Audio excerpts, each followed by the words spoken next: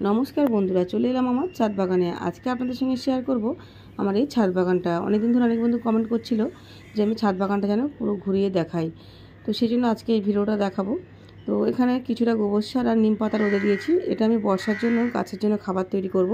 তো বর্ষার আগে আগে খাবারটা তৈরি করে নিতে হবে, আর সেটা কিভাবে তৈরি করব আপনাদের অবশ্যই পরের ভিডিওতে দেখিয়ে দেবো বন্ধুরা। আর এখানে আছে কিছু গাছ, সেগুলো আপনাদের সঙ্গে শেয়ার করব। যদিও পুরো ছাদ বাগানটা ঘুরিয়ে হয়তো আজকে দেখাতে পারবো না, পরের ভিডিওতে দেখিয়ে দেবো। তো কিছু কিছু গাছ অবশ্যই আপনাদের আজকে দেখাবো। এখানে আছে একটা কামরাঙা গাছ। এই গাছটা কিন্তু বাড়িতে আনা দানার গাছ। গাছটার বয়স 2 বছর। এই গাছটায় ফুল এসছে, কয়েকটা ফলও ধরেছে।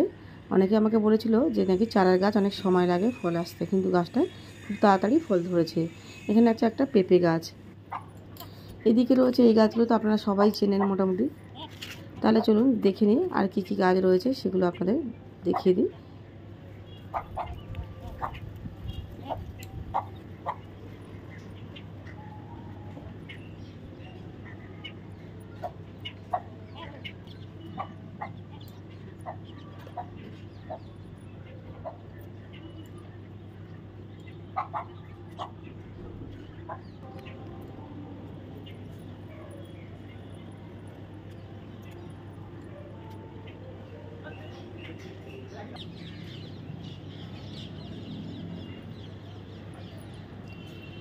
আর এই গাছটা তো আপনারা সবাই চেনেন, কারণ এই গাছটা কিন্তু প্রত্যেকের ছাদ বাগানে বা ব্যালকনিতে রয়েছে। কারণ এই গাছটা বিনা যত্নে একেবারে গাছটা খুব সুন্দরভাবে তৈরি হয়। আর গাছটা কিন্তু কোনো রকম ছাদ বাগানে আপনার নোংরা করে না বা বারান্দাতেও নোংরা করে না, খুব পরিষ্কার একটা গাছ। আর গাছটাতে কিন্তু খুব বেশি জলেরও প্রয়োজন নেই, আপনারা সারা সপ্তাহে একবার জল দিলেই হয় গাছটাতে। আর এই গাছটার বয়স 1.5 বছর। এই ড্রাগন ফল গাছটা আমি নিয়ে এসেছিলাম একটা নার্সারি থেকে, 60 টাকা নিয়েছিল একটা ছোট্ট টুকরো। গাছটা 1.5 বছর বয়স হতেই না হতেই গাছটা কিন্তু ফল দিয়ে দিয়েছে। এবার তুলে নেব কিছু ঝিঙে, কারণ আজকে রাতে রান্নার জন্য একটা বাড়িতে সবজি নেই, তাই ভাবলাম কয়েকটা ঝিঙে তুলে নেব গাছ থেকে। তাহলে চলুন ঝিঙেগুলো তুলে নিই আগে।